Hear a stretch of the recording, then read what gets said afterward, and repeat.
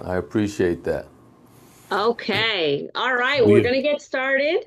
So this is the third and final of our three-part series, our coaching series. And what we know for sure is that Cortland Warren is like the personal development coach of the coaches. He is spearheading the coaching program under Success Inc. directly with the genius. I call him Forrest Gump genius because he's just very like autistically genius and he's not autistic. However, like you just his persona is his brain is going 1,000 miles an hour. And I Mhm. love that Glenn Sanford um, you guys met many years ago in the personal development space. And I know for a fact that he continues to use his tools to grow and continue to create more and more abundance in this business space that we're in. And Mhm. so, Mr. Cortland Warren, over 10,000 people that you've coached over the years. Do you know how many lives you can Golly. you have impacted not just those individuals, but how they went back after your training and after your work with them and showed up and the lives they changed. I would dare say that you've probably impacted over 1 million lives in the It's been last, a lot. 10 years. So It's been a thank you lot. for being here, my friend. It's been a lot. It's been a lot. Thank you so much. And this is part three of our three-part series. But I did ask Rosie before. That's one of the reasons maybe why we're just a little bit late, and we want to acknowledge that we are a little bit late getting started. However, we won't go past the time. That said, I was begging Rosie. I was begging Rosie, like pleading with Rosie to after the new year to start another series up. And she's so like protective of you guys. She's like, oh, I don't know. I have all these other things going. I have all these other ideas. I'm like, Rosie, please, please, Rosie. I don't feel like we're done. She's, oh, I don't know. I don't. So I spent a few minutes begging. But if you get value from today, if you got value from the first couple of our sessions, maybe if you send her a note, maybe if you I don't know, SMS her, send her a nice card, send her a Christmas gift. I don't know. If you beg enough, maybe she'll let me come back in January and we'll start up a new three-part. And we just do it in three parts, right? Because you're busy, you have a lot going on. But my hope is to impart some things that have you think differently, shift some perspective, and essentially like close the gap between knowing and doing, right? That's really ultimately what it's about, right? You don't need to, my viewpoint is you don't need more information. Like you don't need more how-tos. You don't need more strategy. Tactics are nice, but I bet you would find that it's true that if you would just do the things that you already know, right, that would significantly close the gap between where you are and where you're capable of being. I read recently that we all have two lives. We're not like a cat with 9 lives. We all have two lives. We have two lives. We have the one that we're living and the one we're meant to live. I was like, whoa. Every now and then I'll read something that gets me to stop, right? Two lives. The one that you're living, essentially the one that you've settled for, and the one that you are capable of. And so a lot of what we've been doing in part one and part two is really looking at what is the thinking that drives that, and we'll look to kind of close that out here in the short time that we have today. Speaking of Glenn Sanford, when I was at EXPCon and I was getting ready to speak, in front of those who were in attendance, and Glenn and Carrie is the editor in chief of the magazine. The three of us were going to take the stage, right? And so we had a call time, and backstage they got all the Rosie, this, they got all the lights and the mic test, and count to 10 and the microphone. They got the makeup area with the ring light, and they got makeup artists. And this lady looks at me and says, "So are you ready for your makeup?" I was like, "Is that a clue?" Okay, great, right? And so she takes the shine off the top of my head and all that stuff. And so I'm nervous, yes, but I got like 20, 30 minutes before we go up. And so I'm just kind of, I don't know anybody else really back there, but I did notice Glenn. And stick with me here because I have a point to this story. And so Glenn was over at his computer in the dark. The only light was from the monitor, of his laptop. And, he's just typing away. And then we've got and I noticed that, and then I noticed it like 10 minutes later. So now we're at about 10 minutes before our call time and before we're going to go up. Like the people who are speaking before us are on stage right now. And so I walk over to him and I said, Glenn, we've got 10 minutes. He said, yeah, I know. Right. And I was like, are you coding right now? He said, yeah. This is what I do. And so with about 3 minutes left, he finally gets up, he puts his jacket on, and we walk out. Now, the reason why that stood out to me is because here's this guy, billionaire, founder of a publicly traded company, and he is looking for every minute he can to get a little bit more work in. And I'm over here thinking, what can I do to not have to work as much? You're worried about your bald head, Powder. And you know what I mean? Exactly. I'm like, I got my bald head, and I'm like, and so when we talk about identity, right? And it was interesting because I asked him if he was coding, and he's like, yeah, he's building some, back office for the coaching program, actually. And so I said, are you coding right now? And he was like, yeah.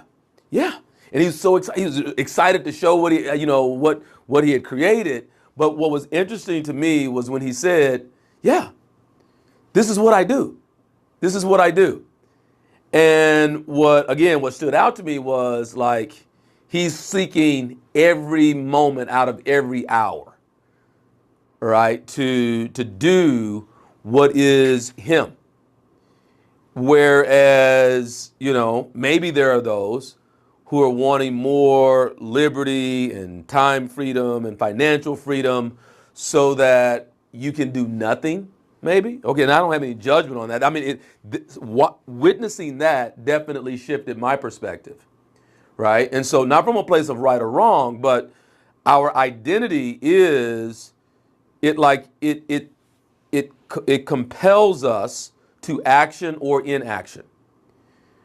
Who I am, how I see myself, what I am in the world, what I've determined myself to be, dictates my action and or my inaction.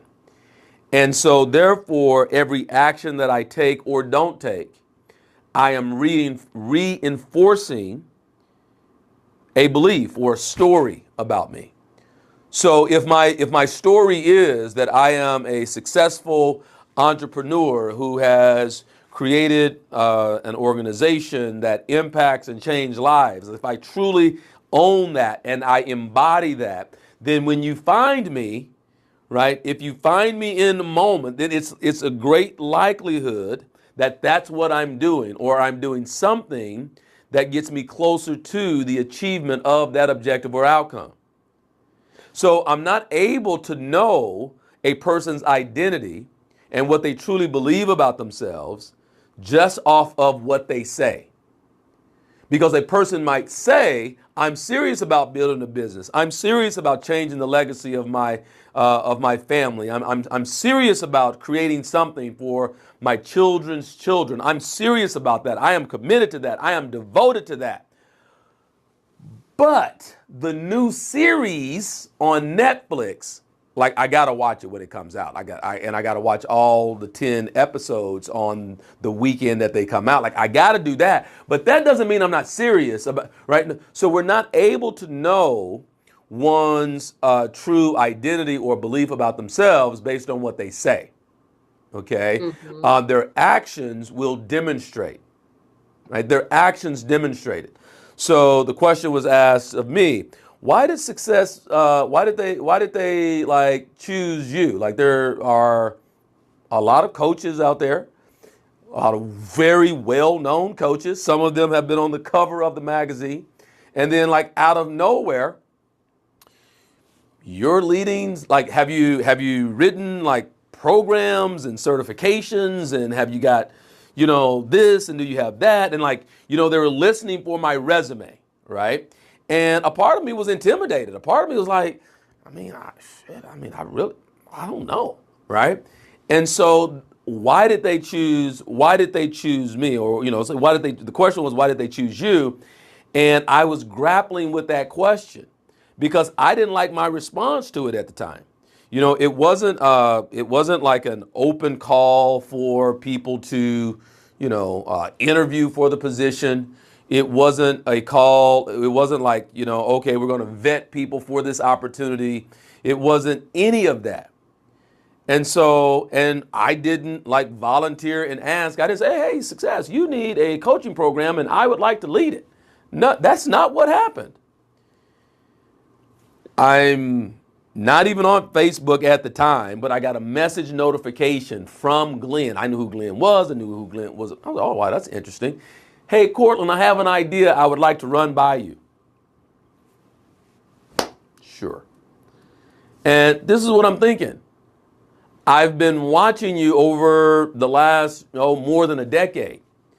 And when I was a part of your class, it truly changed my life. I'm looking to do this here, but I want it to be something that's not like what you typically see out in the marketplace. I've experienced you, and I continue to watch you. I followed you for, he said, I've followed you for over a decade. I read the comments that people leave, and it sounds like they've had similar experiences to mine.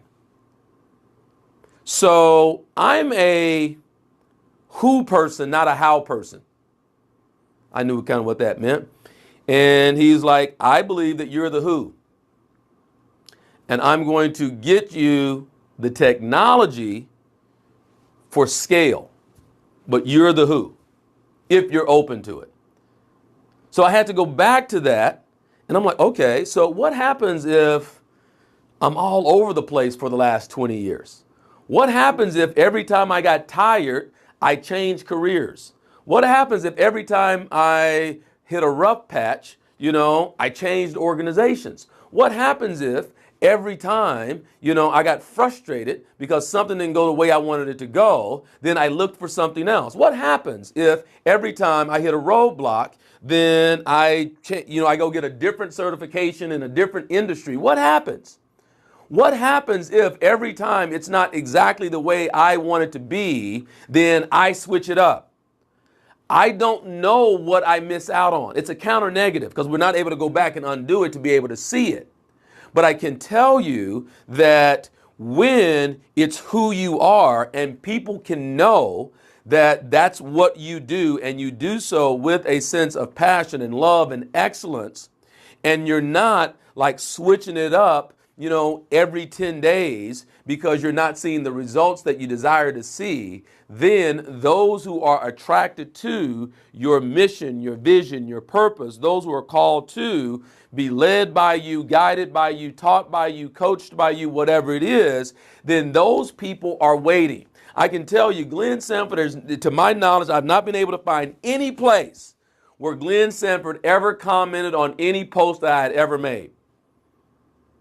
Until the day he showed up in my Facebook account and said, I've been watching you for the last 10 years or over the last decade. Is this making sense? Okay. So your identity shapes your actions, and every action that you take is reinforcing a belief. I'll say that again. Every action that you take, right? Every action that you take is reinforcing a belief. So understand that you are always writing a story. You are a constant author writing the story of your life. And that story is built upon a foundation of beliefs that you have about you, about other people, about life, and about the world. And once they become ingrained, then what you're doing is moving through your life, essentially collecting evidence for that belief to be true. So what happens if you have a belief that says, like I have battled with, you're not good enough. Well, I'm not good enough doesn't match the opportunities that I'm getting today.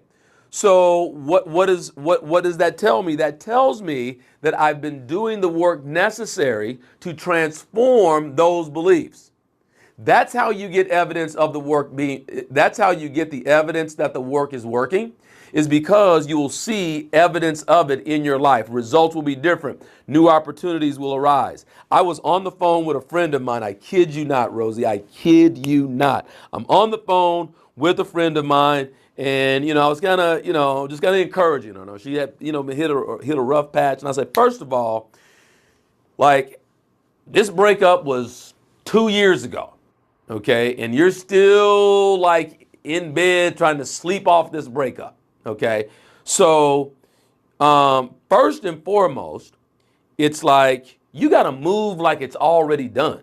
You got to move like it's already complete, and you're just going to, we were talking about our finance. I said you got to just move like you're going to pick up your money. Now, she was getting ready to go to an appointment. I said, don't go in that appointment like, you hope they say yes, and will they feel sorry for you because it's been, dark for the last couple of years. I said, you got to walk in like it's already done. You got to walk in like a check has already been cut for you, and you're going to walk in, tell them your name, show them your ID, and pick up what's already yours. And she's like, yes, I needed this. I needed it. I said, so when you begin to change like how you see yourself, then you're going to walk different. You're going to talk different, and people will feel that energy. They're going to feel that frequency of vibration. And sometimes it's instantaneous when it happens, but you got to walk as though it's already done. Say, yes. Okay, well, hold on a second. And then she clicks over, and then she comes back. She says, okay, that was like the Chamber of Commerce wanting to interview me about like what's happening in, the market right now. And I told them, I don't want to do that. I said, I'm sorry. She said, yeah, they did that like 3 or 4 years ago. And the lady said she remembered me. And I'm like, yeah, I'll, maybe some other time, because I'm busy tomorrow. And I'm like, hold on. She's like, what? I said, we were just in conversation about moving as though it's already done. Did you feel the excitement that you had? You said, yes, I needed this. I said, you felt that energy, you felt that frequency of vibration. And in that moment, instantaneously, like in that moment, you get a call that wants to put you on your local news, sharing and hearing from you as an expert about what's happening like that is an opportunity to brand you as, and she's like, oh my God, oh my God, you're so right. Well, dang, that did happen fast. And I said, why are we still on the phone? I said, hang up the phone, call the lady back, tell her, okay, tomorrow doesn't work, but Thursday does, and get, she's like, you mean call her right now? You mean do it right now? I said, well, you ain't got, I can tell you this, we're not talking anymore. And I literally got off the phone. I said, you can call me back when you get the appointment set to be on the show. And she did. And when she called back, she was like, I can't believe how fast that was. I can't believe how fast it happened. Now, I'm not saying that it will always be that fast. I am saying, though, that when you're clear, you make new decisions from that higher frequency of vibration. And so the thing to determine is if whether or not the opportunity that is in front of you is one that moves you closer to or further away from, right, what you say you want. But that's all identity. All of that is identity. Now, I mentioned to Rosie that I was going to illustrate this today, Wait, because wait. yeah. I want to pause. Oh, I okay, want to okay, pause okay, okay. because We there will. was so much good stuff. Oh, I'm There sorry. was I'll so be no. forgetting. You were just on fire, and I just gotta like hold on because you're gonna burn the Okay. house down. Okay. Okay? All right. Okay. We don't want to So burn down the house. We gotta get no, the we got little water hose. yeah, we got a little water hose, and I want to drop in a few notes. If you guys have your your if you guys have your pen handy, write these things down in case you missed it. But one you started off telling us a story about Glenn and how he's sitting there, 3 minutes ago on stage and he's coding, right? Mm-hmm. And to me, the words that came up was passion and obsession. Um, and then, you know, as you explain this, like what is happening, I think, is that, you know, you'll find yourself where I think that people are either like many people, they're trying to run away from something, right? They're like, Mm. oh, I'm, oh, I gotta go to work. Oh, I gotta go see this client. Oh, I gotta like, clean the house. Oh, I gotta, whatever. I Mm-hmm. have to. And so you'll find that people are either trying to run away from something. However, when you look at people like Len Sanford or Cortland, people like yourself, there's a difference, a very clear difference, and that these are people that are running towards something. Mm. It's Mm-hmm. like a really Mm-hmm. big mind shift, right? Mm. Mm-hmm. If you're trying to run away from something, that's when you're going to see, oh, like, yeah, you're going to, spend your time just doing things that are not really going to move you towards something because you're just trying to get away. And I think that's just probably a lack of alignment. You Mm-hmm. haven't found, you're not aligned with what it is that you're looking to do. And so it's Mm-hmm. going back and doing work like some of these calls and then identifying what is it that lights me up. Like these calls, they light me up. I'm on fire already. So that's Mm-hmm. one of the things. And we were talking about watching people or just basically based on your actions. That reminded me of DeMartini, who has that values Oh, very assessment, true. Mm-hmm. The which hierarchy of is values. Mm-hmm. right, looking at this. It's a little test thing. I don't have it, but maybe I'll send it to you guys if we find it. But it's really about like finding like an assessment that'll help you determine what your highest values. So, for example, this morning, as opposed to listening to my salsa merengue, like get up and go music, I was listening to podcasts on women's health. And I Mm-hmm. found that in the last week, that's what I'm doing. And I'm like, I'm such a nerd. This is what I do for fun. Um, and the realization in that was going back to, or going over to when we talk about, your identity, right? And Joe Dispenza's book talks about how changing your identity.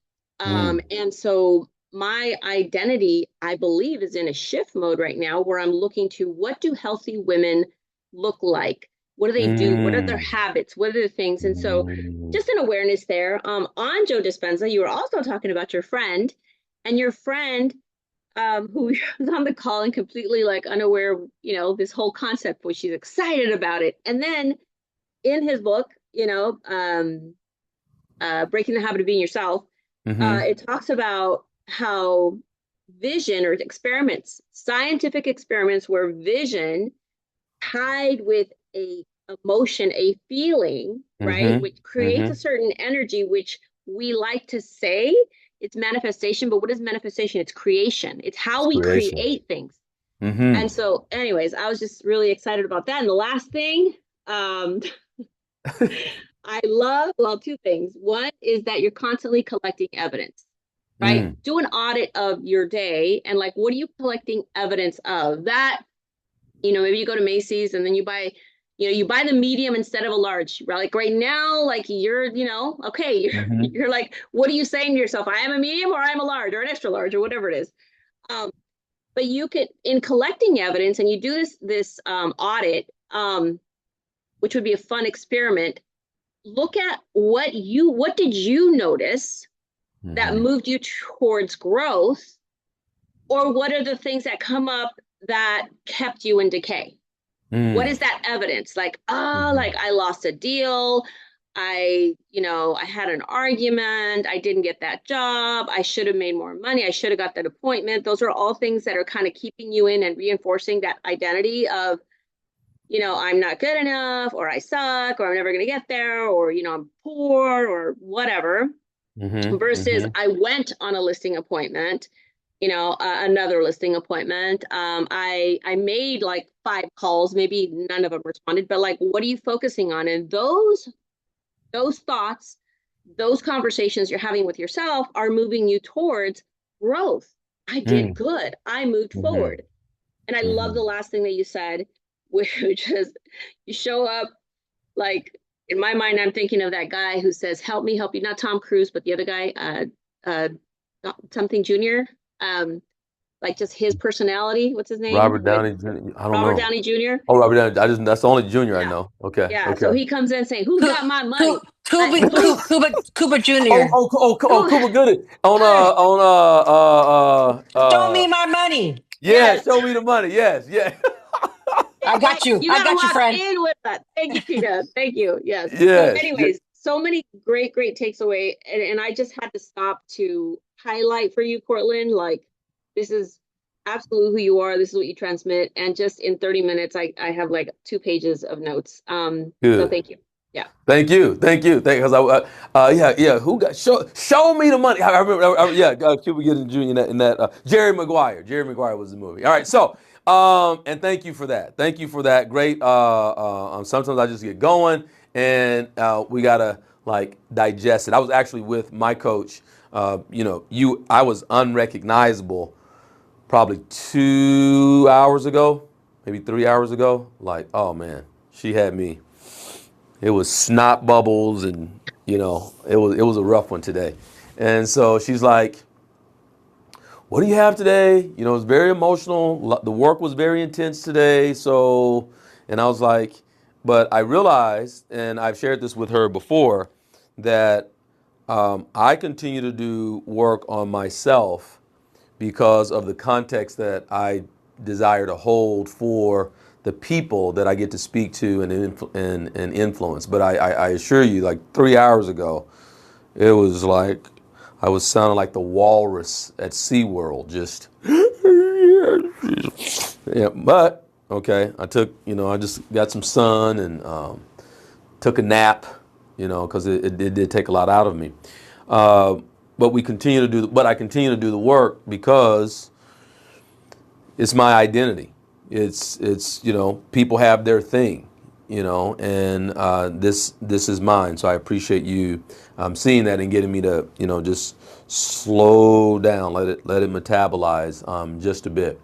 You're in session 1 and session 2. We talked around identity, and Daniel, you had a question last month that I said we would maybe get to by call 3. But I was sharing with Rosie that I wanted to illustrate this, and some of you will have seen it. Daniel, I know you have, but it's one of those concepts that it's not a concept that gets old, right? And the more we understand it, the more we understand ourselves. And the more we can understand ourselves, then the more we can understand the why we do what we do. Okay. And so what we're, for those who are interested in success coaching, I'm doing a webinar tomorrow with Glenn as we kind of introduce the program and the frameworks and so forth. But where it's different is I don't know how many people actually talk about the biology of transformation. And I believe that a number of people misinterpret what it means, what their body's reactions to transformation actually is. That churn of your stomach, the nervousness, the anxiety, the anticipation, the fear, the doubt, right? What's actually happening in your body? What's actually happening in your nervous system? And so for those of you who are growing teams and you're focused on agent attraction, at some level, like you're coaching, you're influencing. And so even if you don't desire to be a coach, it will assist you to know, okay, this is what's happening for them when you roll out a system or a process for them to go work the business. Here's the plan, go do it. and they freeze. It's not because they're lazy. It's not because they're not serious. It's not because they don't want it bad enough. Their nervous system, their belief and belief structures genuinely will not allow them to go do a thing that contradicts their identity. You can't force them to do it. You can't make them do it. And willpower is not enough to have it be sustainable. Like, if I showed you a system that could make you, $1 million a year, but you see yourself at 50,000 or 100,000, your physiology, your biology will not allow you to go do the thing that would produce $1 million a year, because you have a biology and an ecosystem internally that is set for, let's say, 100,000. That person can see the system, hear the system, listen to other people talk about the system, and still not go do it. But that doesn't mean that there's something wrong with them. That doesn't mean that they're broken. It doesn't mean that they're not serious about their dreams. Their nervous system, their biology and physiology is set for a certain outcome. That's where their identity is shaped. And until and unless that identity shifts, they won't take the new action. So as a leader, as an attractor, growing your organization and so forth, the brilliance of Rosie is in recognizing that these parts are also necessary. Like, it's never, and I understand, some of it requires, a lot of investment of time and a lot of investment of money. I get that. And there are times when you're going to have to do that. I'm just going to call it what it is. If you want to collapse time, if you want to shorten the amount of time that it takes, then you're not going to always be able to do the podcast or the free thing, right? Because you want to have curated experiences. So get to EXPCon next time if you didn't go. Pay for the flight, get the hotel, do the thing. Okay? So there are going to be times when that's what's required, because you're collapsing time and you're looking to speed up the process. Okay? But even that, even you investing in yourself is an identity shift that is required. Because underneath, you've got to see yourself as worthy of an investment. You've got to see yourself as worth investing in, so that you come off of your money, your cash, and invest in your growth. That in itself is an identity shift. So I'm checking my time. Okay. So this was the concept that, if you ask me, what was the concept that shifted everything, for me? And unlike my friend earlier, it wasn't instantaneous that I saw results, but I can say that in the moment that I saw it,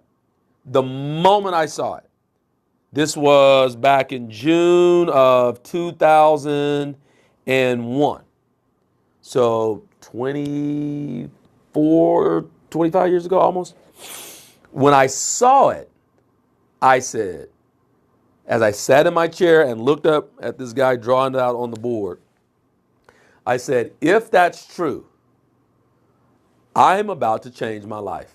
That was like verbatim. I said, if that's true, I'm about to change my life. It just made sense. And I didn't know how I was going to do it. I wasn't even so sure that I believed it. It was still some skepticism. I was like, if that's true, I'm about to change my life. Because I finally saw a way to do it. All right. So it was a benchmark for me. And for some of you, it'll be a review. Maybe you've seen it before. And just notice how you hear it differently this time. And then for others, you'll be seeing it for the first time, just like I did in June of 2001. So this concept is called the realm of now. I don't have my son with me today to change my camera angles, okay? So I had to keep turning to you. So we got the realm of now and the realm of meaning. Okay? So if you're going to write, You're going to write something down. This would be a writer downer. Okay, the realm of now and the realm of meaning. A realm is an area, a space, like a domain. Okay, in medieval times, a realm was defined as the boundary to which the king's law reigns.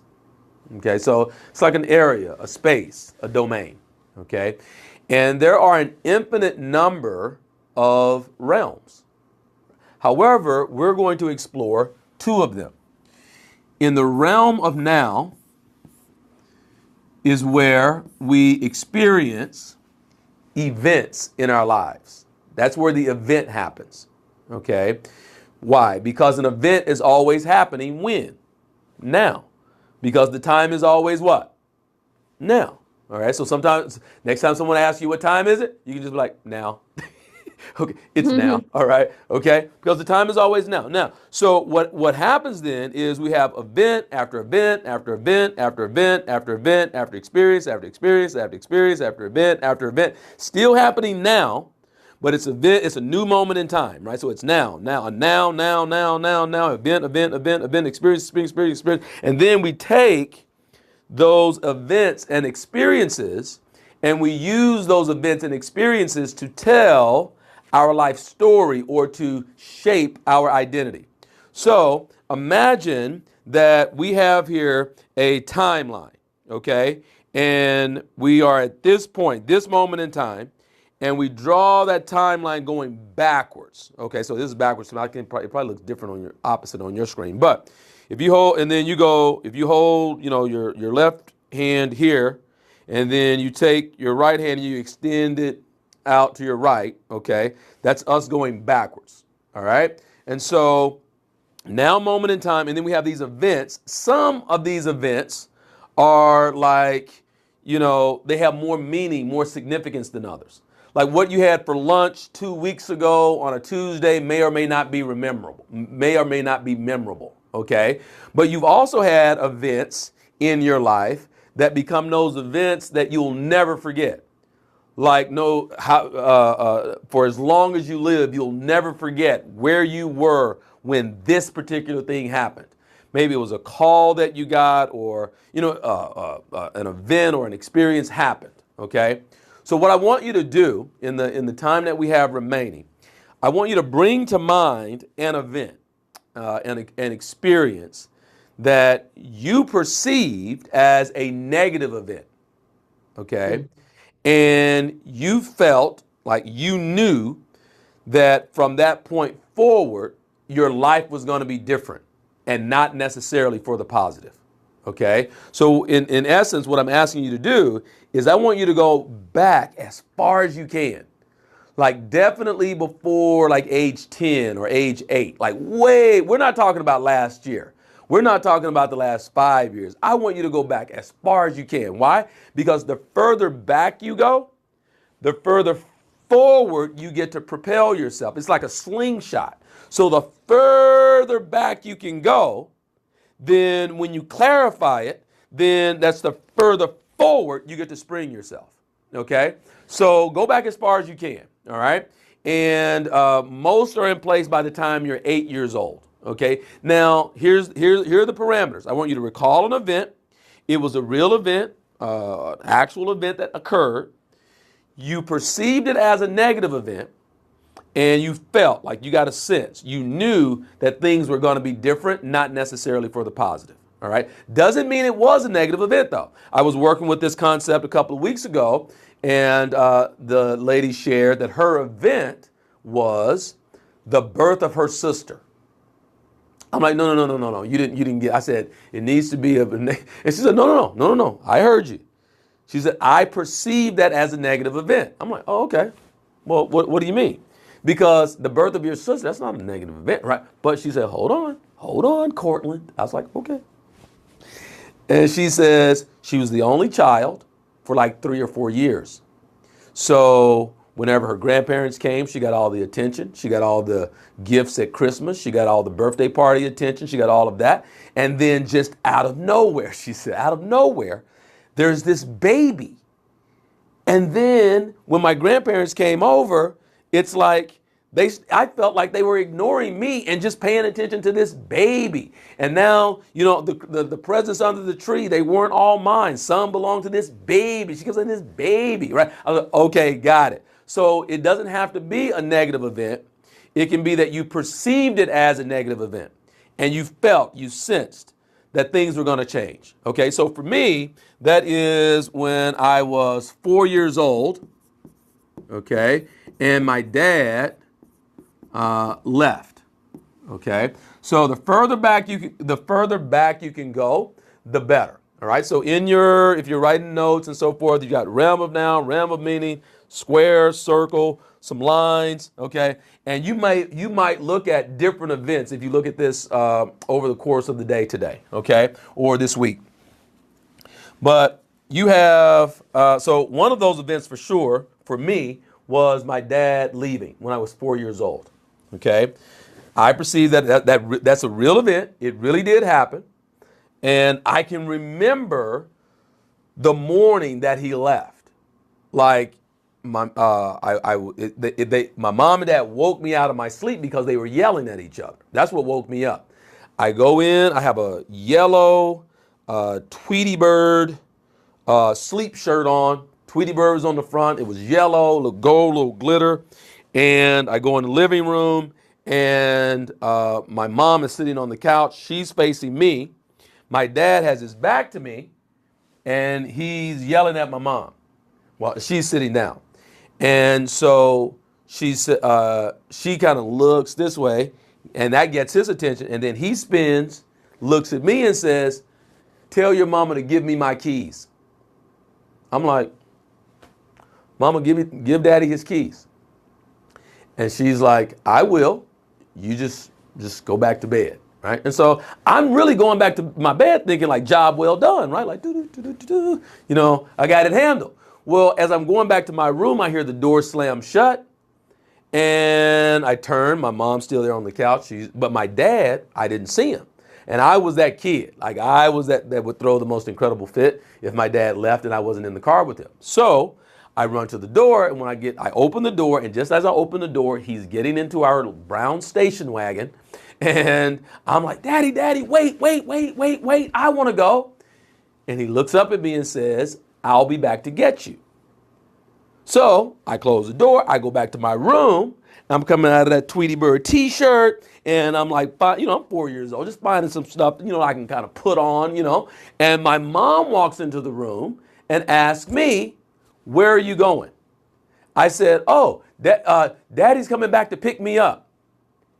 And just by the way she looked at me, she didn't say anything. Just by the way she looked at me and then turned and walked out of the room, I knew that something had just changed. I knew that things were going to be different.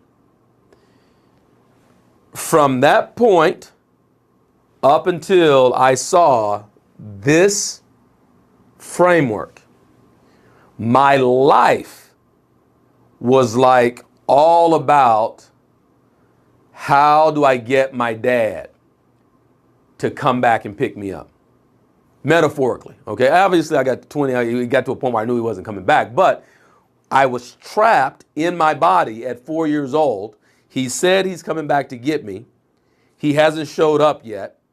So my life became, how can I be good enough for him to come back and get me? So in school, I excelled in school because my motivation was I wanted to have a good report whenever he would call and ask me how my grades were. In sports, the same way. My hustle, my unwillingness to quit, my conditioning and all of those things that I was known for, the motivation was I wanted to be able to have something good to say to him when he asked. And I mean, I didn't know when he was going to call. Sometimes it'd be, you know, once a year. Okay. So my life was all about winning that approval. I didn't realize that, but that's what became stamped in my nervous system. Okay. I saw this concept and it all started to make sense. So what happens when we experience the event is we don't just experience the event. There are the feelings and the emotions that come along with the event because there's something happening at the subconscious level of mind where we are assigning that event a meaning, or we give it an interpretation or a story. So for me, my dad left meant, again, it was not that I was 4 years old and consciously, I didn't go sit on the edge of my bed and have this conversation with myself. But when I look back at it, here's where it started. And the interpretation that I had was, I'm not good enough. Also, like, I'm not lovable. All right. From that event, him leaving, the anger, the sadness, the hurt that I felt, and then what I started to believe, that's what I mean by the meaning. What I started to believe is, I'm not good enough. Now, here's where things really started to shift for me, because, and I want you to look at that too, like for yourself. But where it started to shift was when the gentleman who was showing me the framework, teaching me the class, he's like, okay, so you have the event. It's a real event. It's not made up. It's not fictitious. You actually experienced this event. He said, but the story is not real. The story, you're making it up. Now, at first, I was like, no. I started to believe that I'm not good. I get it. But the event is real. The interpretation is not. It's like fact, fiction. The story, you made it up. I'm like, no, but wait, no, my dad really did leave. I get it. But what's affecting you today is not your dad leaving. What's affecting you today is the interpretation that you gave it. I'm like, but no, he really did leave. I literally, you guys, I was stuck. I was like, no, but he really did leave. And he was like, I understand. But he didn't leave today. He didn't leave yesterday. He didn't leave last week. He didn't leave again last year. He left once. And then he said, or over time I've understood this, he said, we don't carry with us events from the past. Even though people say that, I'm carrying that. You're not carrying with you an event. It is impossible to carry an event from one moment to the next moment. No one has the capacity to do that. Think about that in literal terms. We cannot take one event into a new moment. Every moment is its own. So the event happens once. What we carry with us, the weight that we carry with us, is the interpretation. So he says, the event of your dad leaving happened once. You've lived the interpretation for the last 20 years. So what happens is, and this is evidence of how, and thank you for sticking with me on this, okay? Because now you see it all come together. Because the power in this is simply this. The event really happens, yes. And then we have the meaning or the story, our interpretation of it. And what happens because of how powerful you are, and that's what you got to catch. This is because of how powerful you are. As long as that story is in place, you will go out into your life and you'll attract another event. And if that story's still there, you'll attract another event. And that story's still there, you'll get another event. And that story's still there, you'll get another event. And that story's still there, another event. And as long as that story is in place, then you'll attract event after event after event after experience after experience after experience after event after event. That does what for your story? It validates it. You will go out into your life and you will attract the experiences necessary for you to be right about your story. It is not that you're carrying with you the event. You're carrying with you the interpretation. It doesn't have to just work for beliefs of I'm not good enough. The first public speech I ever gave, I remember the audience clapping really loudly and telling me I did a good job. So I, from that, started to believe that I was effective at public speaking. So it's not just that it works, quote unquote, negatively. It's what interpretation do we apply to it? And so the reason why, and so this is what shapes your identity. Not the events don't shape your identity. Your interpretation of events shapes or reinforces the identity that you have. The events themselves are neutral. It doesn't mean anything that my dad left home until I assign meaning to it. That's how powerful you are. And so as you move through your life, new event after new event after new event after experience, you're likely assigning an interpretation that has been there. I remember in week in our first month, like someone was sharing about how I get angry and then I don't feel good enough and and this kind of spirals out. Okay, we've come all the way back to that point. So you will only see the world through the lens of your identity. You will only see the world in the way that fits what your belief is. So the question becomes then, how in the world do we shift or transform the story? How do we transform the story? If Rosie lets me come back, Maybe we'll see. That's where we'll pick up. All right. I love it. I love it. Cortland, this is such a powerful concept. No, this is a very, very powerful concept because This was the one. I mean, Oh, hold on. So we have to separate mhm. the event from the story. The big piece today is to know that you are not the thing that happened. We can't go back and undo the thing that happened. If you're willing to own that you're living by or according to a story that you assigned, now there's hope. Because you can't change what you're unwilling to own. We can't go back and undo the event that happened, the experience that you lived through, the devastation, the sadness, whatever it was. We're not able to go back and undo the event, but we can. We can, and the people that I've worked with over the years, exactly what I've done with them is assisted them in changing or transforming the story. So when we talk about transformation, I'm not talking about a new car. I'm not talking about a new house. I'm not talking about a lifestyle change.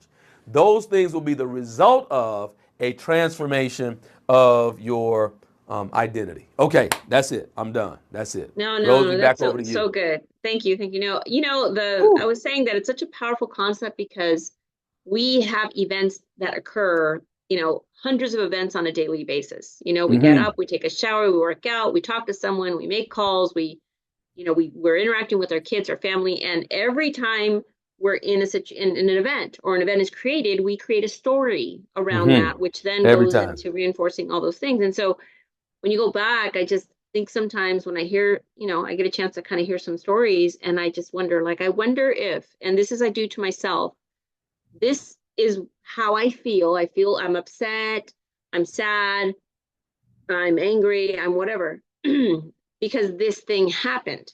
And it is work. It is work to go back and say, okay, this thing happened. How can I look at it differently so that the story that I create serves me? Because the one I am hanging on to right now, that's just making me feel like crap, in one way or another. And so an example would be this thing happened. Oh my gosh, the door was shut. It wasn't, I didn't get the opportunity.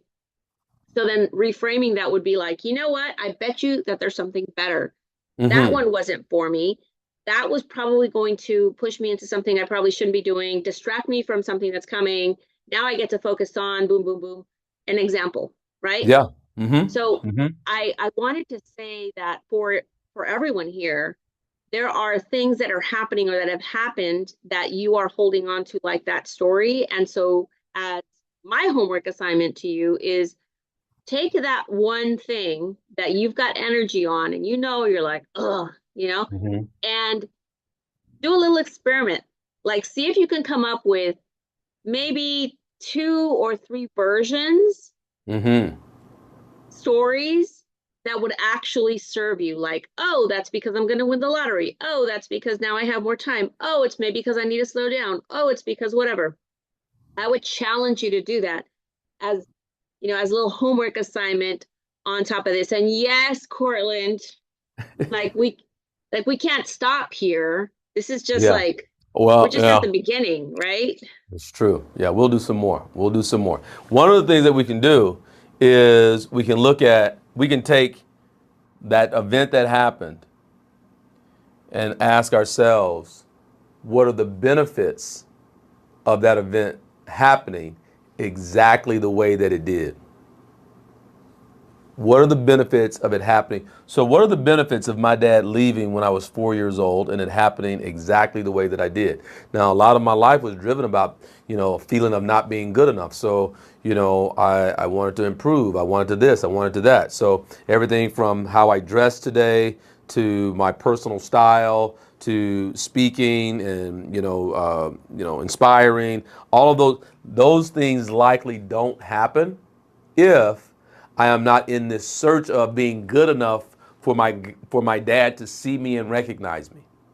Now, that's not my driver today, but it was the catalyst for where I am. So if you can look back and see, right, if you can look back on it and look at the event and identify the benefits that you got as a result, that's where, and move to a place of gratitude of it happening, that raises your frequency of vibration. But all of that would be part of, the next like three-part series. I have one ask of this group. I'm going to send it to Megan and she'll email it. If over the last 3 months you got value, all I ask that you do is, I'm going to send it to Megan because I don't have it to put in the chat right now, is a Google review. But only if you're going to give it 5 stars. Okay, that's the only thing. I'm not. I do this because I'm friends with, and I love doing it. But I also love Rosie. I don't do this for any other like EXP team or things like that. The only thing that I'm asking is not, a registration or pay anything. But if you got value from it, it does support me to build my brand with real reviews, testimonials from people.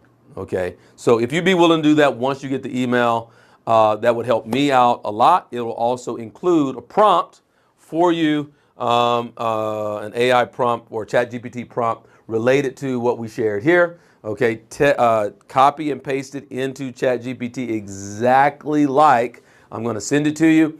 But it would also mean a lot to me if you'd be willing to complete that Google review for Cortland Warren as a speaker and a facilitator and coach. That's all I ask. That's all I ask. If you're willing to do that, I would greatly appreciate it. Thank you so much, Rosie. I'm always like so grateful every time we get on a call, whether it's, we're here, we have conversations just offline. I'm always like, you always raise my vibration. I'm always elevated. It always like shifts something. So just thank you for being you. Thank you for having that four-year-old trauma that created this amazing you. Like you're now, the coach, my coach, friend, and an amazing dresser. So what else could you, ask for? So I know. It's good stuff. Thank you all so much. Okay. All right. I will send you invitations for the next series. We're going to strategize and plan on the theme of January, our next 3-part series. Thank you for being willing to do it. And I look forward to all of you guys. If I don't catch you soon, I'll catch you at the beginning of the year. Happy Thanksgiving. Yes. Merry Christmas. Happy New Year. Happy holidays.